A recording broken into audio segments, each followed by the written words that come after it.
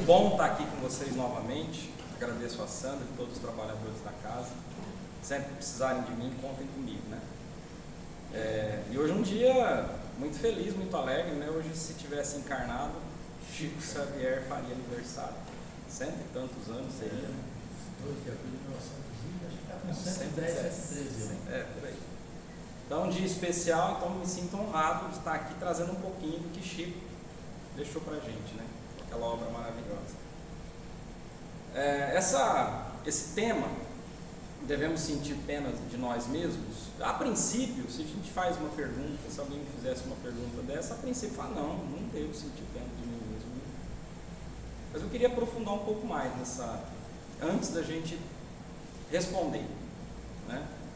Eu acho, em primeiro lugar, que existem pessoas, alguns de nós, que têm um comportamento padrão mais assim penitente, né? Sentindo penitência. Mas eu acho que esse sentimento de pena de si mesmo, ele é comum a todos, independentemente do estágio evolutivo que estejamos, enfim, porque todos nós, em algum momento da vida, passamos por perrengues, né? Alguns perrengues, inclusive, difíceis de serem superados, né? Então, estamos todos sujeitos, em algum momento da nossa vida atual, sentir pena de si mesmo, se sentir injustiçado. Ó Deus, por que isso tudo acontece comigo, né? Sempre comigo. Então, a nossa proposta é que a gente entenda esse sentimento. Devo sentir pena de mim mesmo? Devemos sentir pena de nós mesmos? Ele não é no sentido permissivo do verbo dever, né? Se eu tenho permissão para sentir pena de mim mesmo. A ideia não é essa. Eu me lembro falando do Chico, né? Eu li em algum lugar que alguém perguntou para ele se era, Chico, é permitido o sexo antes do casamento? Né? E a resposta dele, como tudo que ele fez na vida, né, foi lapidar, né?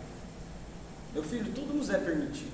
Você tem o livre-arbítrio justamente para fazer suas escolhas. O que eu posso te dizer é que sem amor nada vale a pena, nem sexo, nem casamento, né? Então é mais ou menos assim. Eu devo sentir pena de mim mesmo? Me é permitido. Tudo me é permitido. Mas a proposta é a gente entender se me convém, se isso vai me trazer algum tipo de benefício para a minha vida, se eu tiver essa postura de pena de mim mesmo, né? Então aí a gente começa eu vou pedir ajuda mais uma vez para o Chico, na verdade Emmanuel, né? Vamos começar aqui. Eu vou ler, porque é um trecho do livro O Consolador, para a gente não perder nada, então eu vou ler esse trechinho. Então diz Emmanuel na obra O Consolador: dentre os mundos inferiores, prestem atenção nesses termos, dentre os mundos inferiores, a Terra pertence à categoria de expiações e provas, porque ainda existe predominância do mal sobre o bem. Aqui o homem leva uma vida cheia de vicissitudes por ser ainda imperfeito, havendo para seus habitantes mais momentos de infelicidades do que de alegrias. A provação é a luta que ensina ao discípulo rebelde e preguiçoso a estrada do trabalho e da edificação espiritual. A expiação é a pena imposta ao malfeitor que comete um crime. Dava para parar aqui e ir embora, né? Mas vamos tentar aprofundar um pouco mais essa lição aqui de Emmanuel, né? Bom, dentre os mundos inferiores, primeiro alerta que eu tenho que ter: eu estou encarnado no mundo inferior. Todos estamos aqui. A gente já aprendeu na doutrina que ninguém erra de endereço. Então, se nós estamos no mundo inferior, é porque a gente tem que estar aqui, né? Então aqui já não tem injustiça. Tudo de ouvir, né? Às vezes se eu repetir alguma coisa, Sandra, eu já vim algumas vezes aqui, vocês me perdoem, mas são lições tão boas que a gente vai aprendendo que sempre vai puxando, né? Uma vez eu ouvi, no caso não saiu mais da minha memória, que nós estamos num mundo onde acontecem muitas injustiças, né? Acho que todo mundo concorda comigo. Mas não teve nem, aliás, teve um só, né? Não teve nenhum injustiçado até hoje, nesse mundo, dentre os que estão nascidos, dos que nasceram e dos que ainda nascerão. Então, olha só, nós estamos num mundo de injustiça, onde não há injustiçado. Incrível, né? Essa definição. Mas estamos num mundo de provas e expiações. Essa é a segunda definição aqui que o Emmanuel veio nos alertar. O que isso quer dizer? Estar num mundo de provas e expiações. Quer dizer que o que eu devo racionalmente esperar daqui é provas e expiações. Né?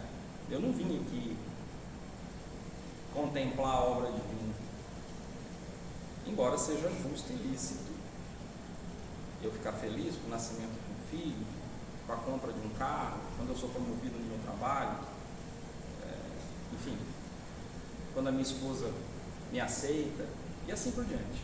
São as alegrias que a gente tem na vida. Mas não foi para isso que eu vim aqui. Eu vim aqui para passar por provas e expiar meus pecados, meus erros do passado. Ivan, mas quem? Eu? Sim. Os 8 bilhões de espíritos encarnados no planeta, junto conosco hoje. Tem 8 bilhões de espíritos tendo a mesma experiência, a mesma não, tendo a mesma oportunidade de viver e estar encarnado junto conosco aqui. Nenhum dentre esses 8 bilhões tem o privilégio divino. Não é o predileto de Deus. Todos somos iguais. Absolutamente iguais. Quando eu era mais jovem, eu já estou com 57 anos, embora não pareça, parece muito mais, né? Eu me lembro quando eu era jovem, a gente lia gibi da Mônica, de Cebolinha, lá, filme Pateta, aqueles negócios, desenho animado, né? E geralmente quando eles iam mostrar algum anjinho, geralmente era um anjinho de asa, numa nuvem, né? Tocando harpa, né? Vivendo daquela maneira, sei lá, uma paz danada, né? E não foi para isso que eu vim para cá.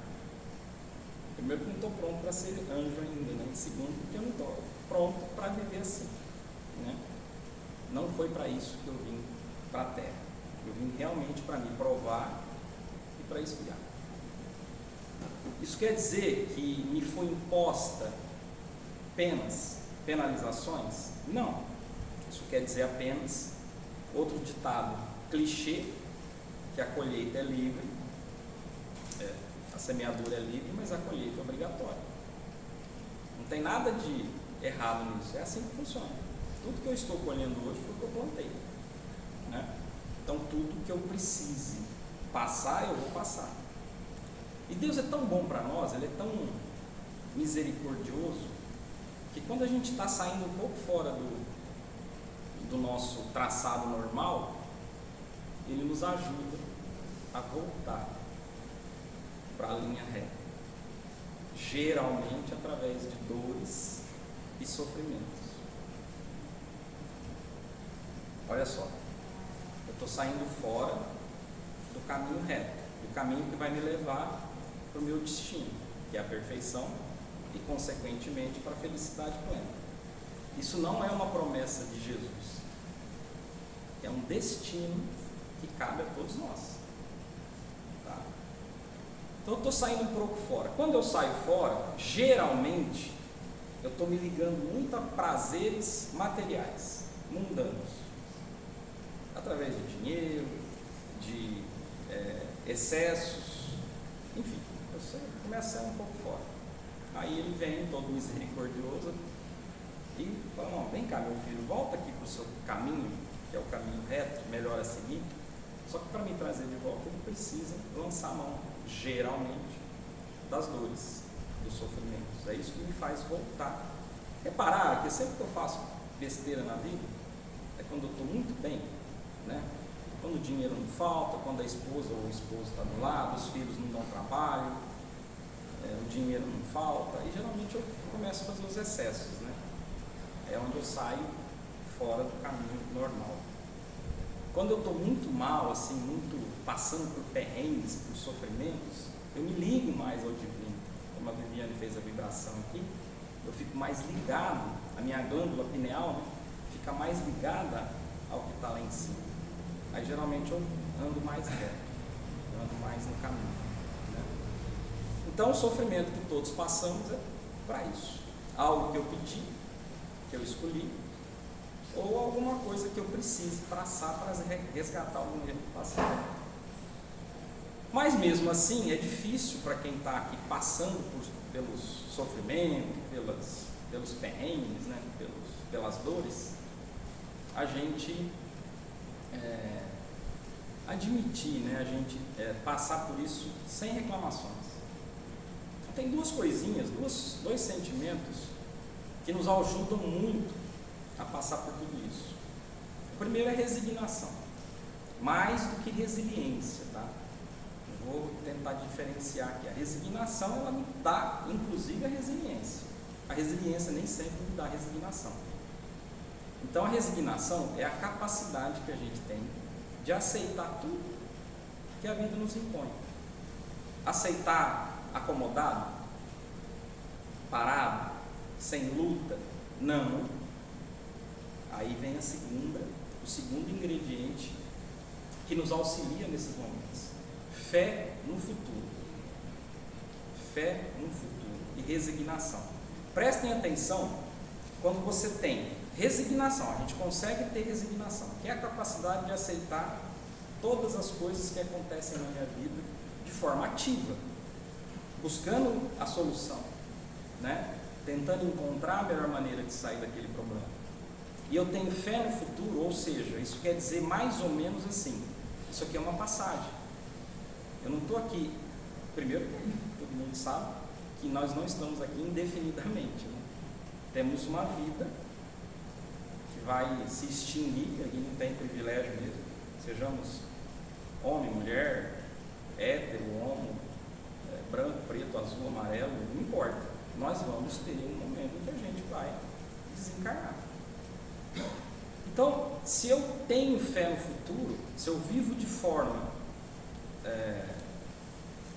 como é que eu vou dizer, de forma cristã, é porque eu tenho fé no futuro. Eu sei que depois alguma coisa me espera, alguma coisa me aguarda. O encontro com o divino, o encontro com os meus, na hora de eu acertar a conta com Deus, não importa o nome que se dá para isso. Isso é ter fé no futuro. E essa fé no futuro, no nosso caso, no caso do espírita, do espiritismo, ela precisa ser uma fé raciocinada, ela não pode ser uma fé cega, né? Então isso vai nos dando mais capacidade de encontrar resignação nos momentos que a gente passa, nos momentos difíceis que a gente passa. Então vamos lá, estou no mundo de prova e expiação, é só o segundo nível hierárquico dos mundos. Eu só passei do primeiro, que é o selvagem, é o canibalismo. Só passei dali. Estou no segundo, brigando, lutando aqui para encontrar formas de sair daqui melhor do que eu cheguei. Essa é a nossa grande tarefa, vamos dizer assim. Se tivesse como resumir, o que eu estou fazendo nessa vida? Fazendo de tudo que está ao meu alcance para sair daqui melhor do que eu cheguei, né? Essa aqui é a nossa tarefa principal. Então estou aqui procurando sair daqui melhor do que eu cheguei, mas ainda estou no mundo de provas e expiações. Não tem outro jeito, não tem como pular etapas. O que eu preciso para viver esse estágio evolutivo de forma mais produtiva possível? Resignação e fé no futuro. Isso vai me ajudar, isso vai colaborar comigo. Toda vez que eu tiver a certeza de que o que me espera ali à frente é muito, infinitamente melhor do que o momento mais feliz que eu tive na minha vida, eu vou pedir para vocês pensarem agora no momento mais feliz que vocês tiveram na vida. Provavelmente, quem é pai e mãe vai lembrar, provavelmente, do nascimento do filho. Tá bom, vamos pegar esse como o momento sublime do que é ser feliz nesse estágio. Eu estou falando, não sou pai, mas eu entendo que esse deve ser realmente um momento sublime da felicidade que nos é permitido conhecer. Não permitido no sentido permissivo, que é possível de eu encontrar. a felicidade plena a que estamos todos destinados, esse nascimento de um filho, o momento mais feliz da sua vida, aquele momento que você teve sublime, não é nem 0,00000, põe zero aí, 1% do que nos espera ali à frente. Então isso vai fazendo valer a pena tudo que a gente passa, tudo que eu tenho que passar, né? Eu já falei em algumas oportunidades, acho que já falei aqui também, eu costumo entender a nossa corrida evolutiva como uma maratona. Sabe a maratona da Olimpíada? Aquela corrida de 40 e tantos quilômetros, que os atletas que se preparam aí a vida inteira para fazer aquilo, chegam quase mortos, quase desmaiando, né? Chega no fim. Eu acho que a nossa corrida evolutiva é mais ou menos como uma maratona. Existe uma outra prova na Olimpíada, que é a 100 metros rasos, aquela corrida rápida, que é aquele Usain Bolt lá, da Jamaica, é o recordista, né? Que ele chegava na frente quase sorrindo, enquanto os outros ainda estavam pelejando para alcançar. Essa não dá nem 10 segundos, é 9 segundos e umas coisinhas, aí ele faz aquilo. A outra leva lá 2 horas para fazer os 42 quilômetros. Aí eu fiz uma conta uma vez, né? Quantas corridas de 100 metros cabem numa maratona? O que eu fui buscar, né? Então eu fiz assim, como o tempo do recorde. Acho que o cara que bateu o recorde da maratona é um africano, um etíope da Etiópia. E eu cheguei a fazer a conta, né? Se fosse possível correr sempre as 2 horas, a cada 100 metros no tempo do recorde, daria mais de 7 mil corridas de 100 metros dentro de uma maratona. Quase mais de 7 mil. E eu acho que é por aí a quantidade de encarnações que nós vamos precisar para terminarmos essa nossa maratona, pelo menos a primeira fase, que está ligada à 4ª dimensão, que é o planeta que a gente vive hoje. Para não complicar muito, quer dizer o seguinte: para eu chegar no mundo feliz e me sentar ao lado de Jesus, não, porque ele já nem está lá mais, ele já subiu mais um bocado já, né? Mas está lá, ao mesmo patamar de Jesus Cristo, eu tenho que encarnar umas 7.000 vezes. A maioria dessas vezes são em mundos de provas e expiações. Regeneração já começa a melhorar, mas ainda tem os perrengues. Se eu errar muito, eu vou para um outro planeta, ajudar aquele outro planeta a evoluir, aí eu vou lá lidar com homens da caverna, com feras, tudo de novo, né? Nunca por punição. Educativo. Então Deus faz isso comigo porque Ele não gosta de mim? Não, Ele faz isso comigo porque Ele me ama. E Ele quer o meu mérito, eu tenho que aprender por mim mesmo, né? E essa corrida evolutiva, essa maratona da evolução, se a gente puder chamar assim, ela é tão divina, ela é tão bonita. Se você estiver assistindo a maratona da Olimpíada lá na sua televisão, ou ao vivo, né, teve a Olimpíada no Brasil há pouco tempo, e um competidor cair, se machucar, torcer o pé, e o outro parar para ajudá-lo, ele vai perder a prova, não é? Ele vai perder a chance de ganhar a medalha. Na corrida divina não é assim que funciona. Toda vez que eu paro para ajudar alguém, eu salto à frente, eu ganho tempo, eu evoluo mais rápido. Olha que bonito. Porque eu não estou competindo com ninguém, eu estou competindo comigo. É comigo isso. Eu tenho que sair daqui melhor do que eu cheguei. Eu tenho que vencer as minhas imperfeições. Então, o justo, o certo, o racional, é toda vez que eu me encontrar em uma dificuldade, repito, 8 bilhões de pessoas estão passando por problemas hoje, exatamente hoje, dia 2 de abril de 2024, infinitamente piores do que eu, mas muito pior. Tem aqui em Marcondes a gente passando muito mais perrengue que eu, tem Bebedouro, tem Monte Azul, mas muito piores. Aqui nessa sala tem gente que passa muito mais dificuldades hoje do que eu. Então, certo, eu me considero um privilegiado, mas não temos privilégio. no mundo de Deus, né? Nós temos um mérito que a gente vai colher toda vez que eu merecer. Então, essa corrida evolutiva que vai me levar lá a conhecer essa felicidade plena, ela é uma corrida feita, não tem nada mais justo que a justiça divina, né? Acho que não tem nada mais justo que Deus, mas vamos pensar assim, ó.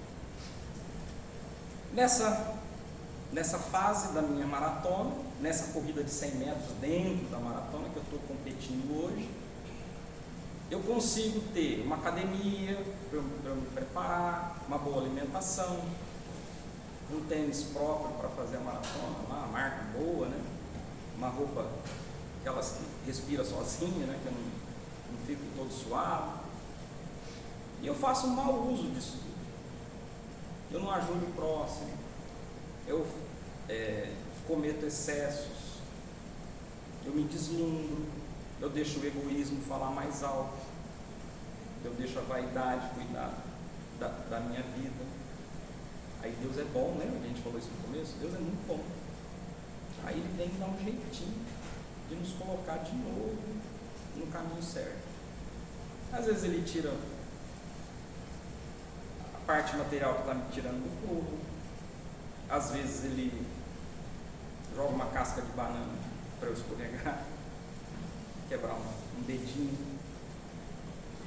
Às vezes Ele precisa lançar a mão de algo um pouco mais sério, Ele coloca alguém no meu lado para me chamar a atenção através de sofrimento.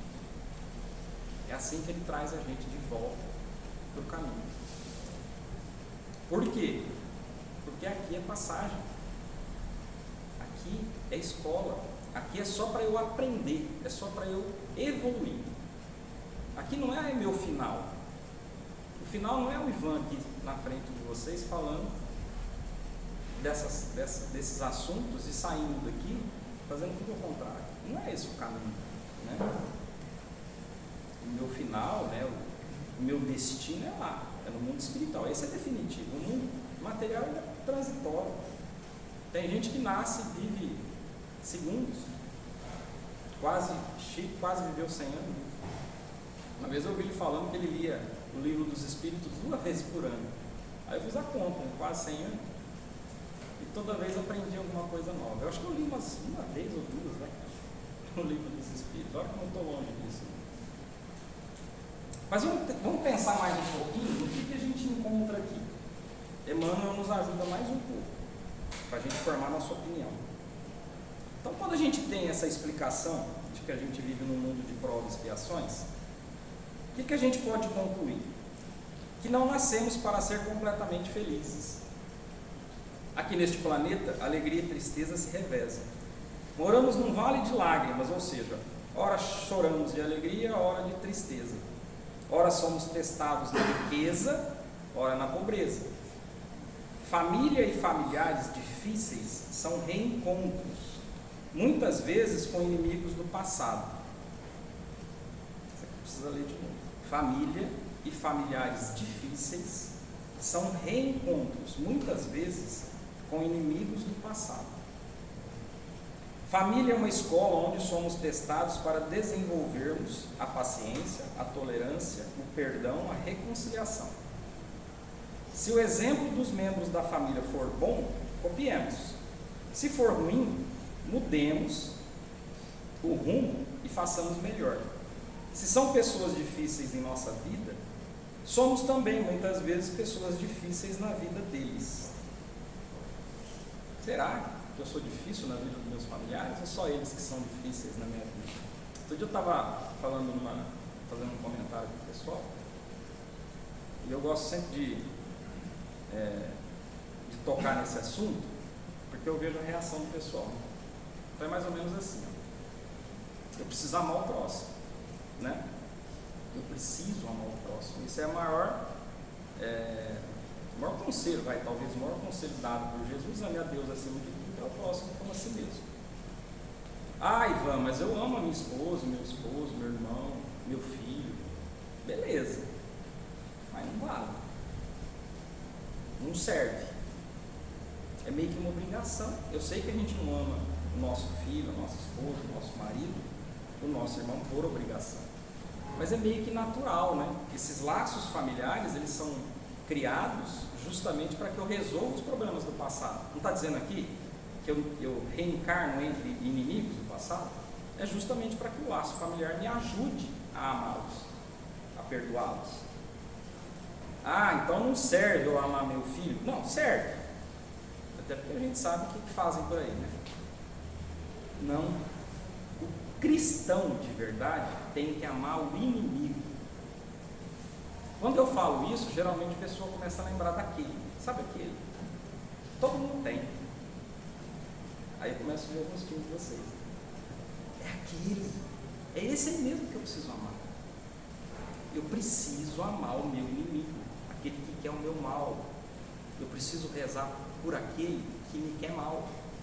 Essa é a maior proximidade que eu posso estar do Evangelho de Cristo. É esse que vocês estão lembrando agora que está atravancando o meu progresso. Uma vez uma pessoa me falou, mas ele não me ama, ele não me perdoa. Perdoe você. Esse problema de não perdoar é dele. Ele vai ter um momento que ele vai perdoar também. Talvez ele precise de mais tempo, precise de mais cascas de banana. Se livra você do problema. Ame sinceramente, perdoe de verdade, com o coração livre, solto. Porque aí você vai dar aquele salto evolutivo. Quando a gente fala do perdoar o inimigo, gente, eu não preciso me obrigar a conviver com quem não me ama. Mas o perdão precisa ser sincero. Perdoar de forma sincera, como Emmanuel nos ensina, é esquecer de verdade, é não guardar mágoa. É quando ver a pessoa, ou quando lembrar dela, não sentir mágoa e nem ódio.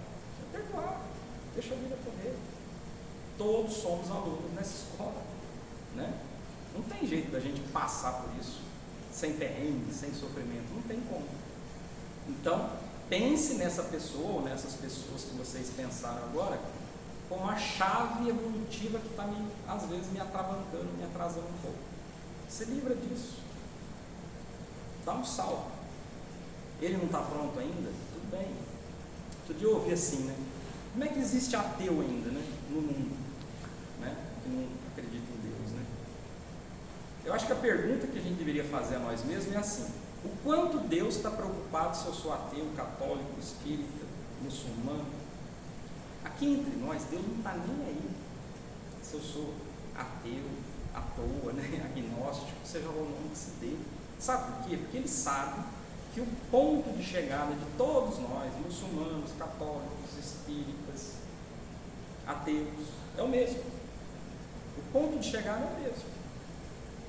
Não importa se eu acredito nele ou não, importa se eu faço o bem para o próximo. Se eu procuro fazer o bem, viver de acordo com o ensinamento do Cristo, isso é o mais importante, né? Em algum momento esse ateu vai lembrar dele, vai fazer uma reza, certeza. Aí ele fala assim, né? As doenças são aqueles eventos na nossa vida que realmente fazem com que a gente sofra, né? Ou quando é conosco, ou quando é com alguém que a gente ama. Vamos entender um pouco disso? Doenças podem ser desgaste físico natural com o avanço da idade, resgates do passado, abuso do presente, a maioria delas são abusos do presente, tá? Um pedido de prova para acelerar a evolução, ou um pedido nosso para que nos sirva de freio, para que não nos precipitemos nos erros de outra encarnação, ou que atrapalhe a realização de um trabalho social que nos comprometemos a realizar. Resumindo, doença quando eu tenho é porque eu pedi, é porque eu preciso, não é para eu sofrer, não deveria ser. Desencarnação é algo natural, onde cada um de nós, hora ou outra, terá que enfrentar. Cada um nasce com uma estimativa de vida, uns mais, outros menos, depende das necessidades do espírito reencarnante. Dependendo da vida que levarmos, podemos antecipar ou adiar essa desencarnação.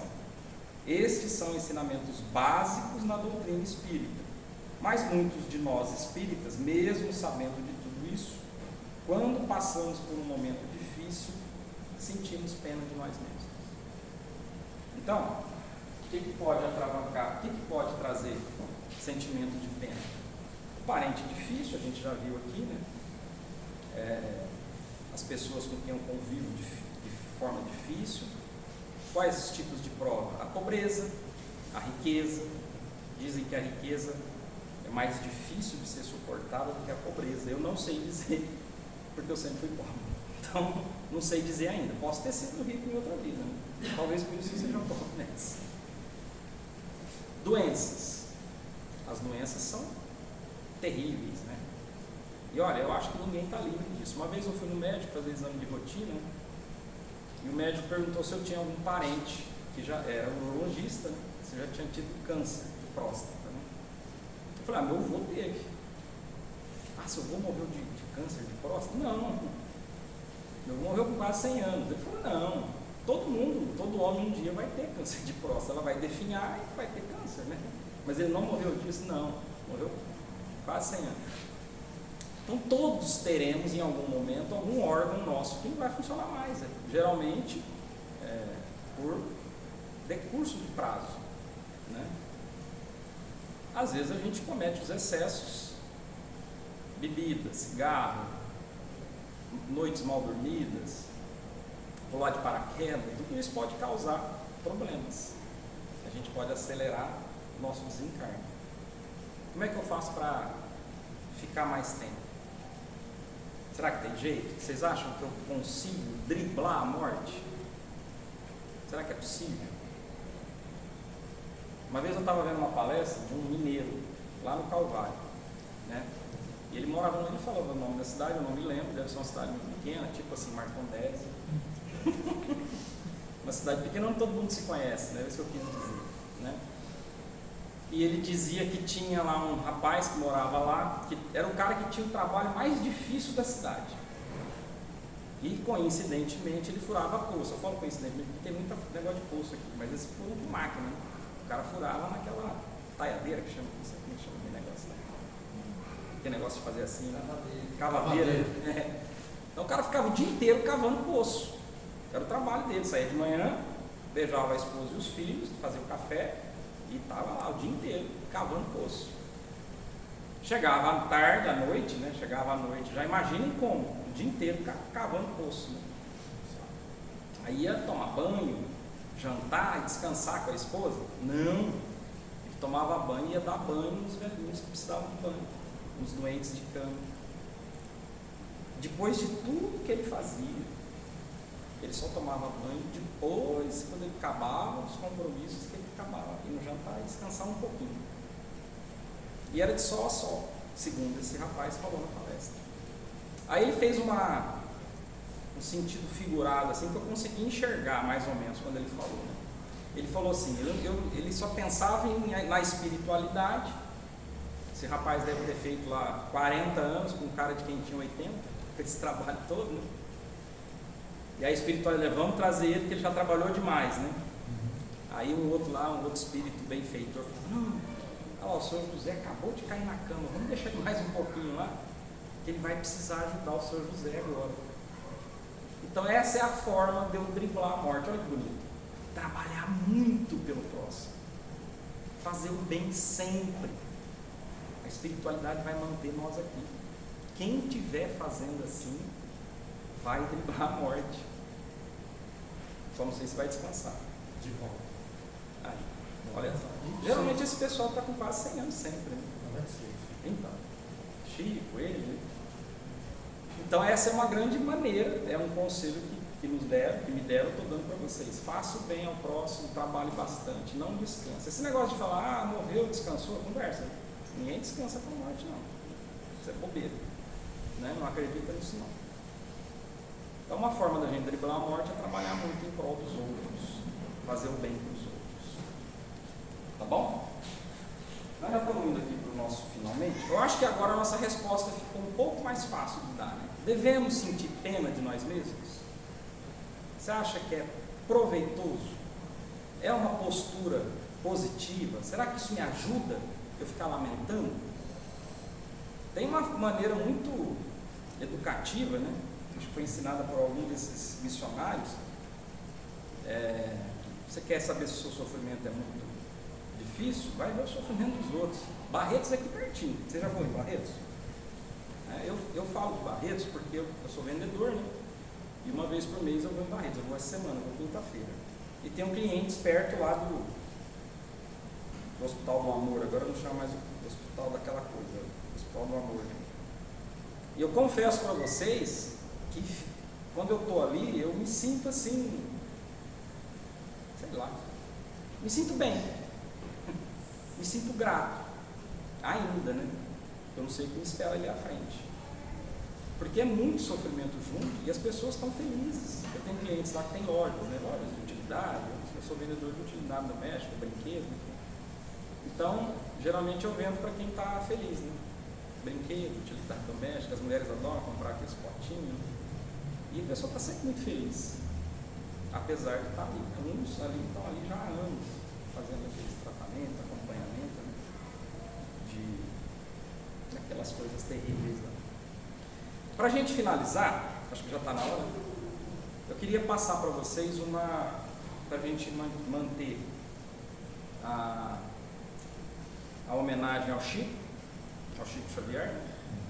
Eu vi um texto que ele escreveu, eu achei interessante e cabe nesse negócio de resignação, fé no futuro, me sentir um privilegiado e não um desprivilegiado. Deus não tem privilegiados, né? Então diz assim, ensinamentos de Chico Xavier. Passei fome, passei frio. Pedro Leopoldo sempre fez muito frio, ventava muito. A nossa casa não era forrada. Às vezes a gente não tinha o que comer. Era uma panela ou duas no fogão. Mas ninguém em casa morreu por causa das privações que passávamos. A gente comia só arroz, chuchu, de vez em quando uma mandioca, ovos. Carne era muito difícil. Sempre tive muito bom apetite. Caso tivéssemos tido excesso de comida em casa, eu haveria de me empanturrar. E ele sempre foi magrinho. E a mediunidade, como eu seria capaz de produzir de barriga cheia, se muitas vezes os espíritos amigos aproveitavam os minutos que me sobravam da folga do almoço para escrever? Penso que tudo que passei na vida tinha uma razão de ser. O meio aparentemente adverso em que renasci era o que eu necessitava para servir na condição de médium. Chico Xavier. A ideia aqui não é que todos tenhamos uma vida, seria, né? Tão bonita quanto a de Chico. A ideia é que a gente tenha, dentro das nossas possibilidades, a capacidade de fazer o bem para o próximo. Toda vez que eu entender que é assim que eu vou viver bem, fazendo o bem para o próximo, o meu caminho está trilhado. Tá? Toda vez que eu me esquecer disso, eu vou ter problema. Não é porque Deus não gosta de mim, é porque a lei dele é imutável. Ela está aqui desde sempre. E eu vou aprender através de dor, ou do amor ou da dor. Se não for através do amor, será através da dor. Então, o meu desejo para vocês é que a gente tenha bastante amor para distribuir para todas as pessoas que nos rodeiam, a começar daquelas que convivem com a gente, seja em casa, seja no trabalho. Olha, falando no trabalho, tem gente que fica pensando naquela pessoa. Seja no futebol, no final de semana, enfim, seja lá onde for, que a gente tenha bastante amor para distribuir para todo mundo. Essa é a forma mais eficaz de eu dar saltos evolutivos na minha história. Tá bom? Não vamos sentir pena de nós mesmos a partir de já, né? Esse é o caminho muito ruim. Obrigado, viu, pela paciência de vocês. Ô Sandra, obrigado pelo convite, obrigado pela vibração, foi muito legal. E numa próxima oportunidade espero estar com vocês. Tá bom?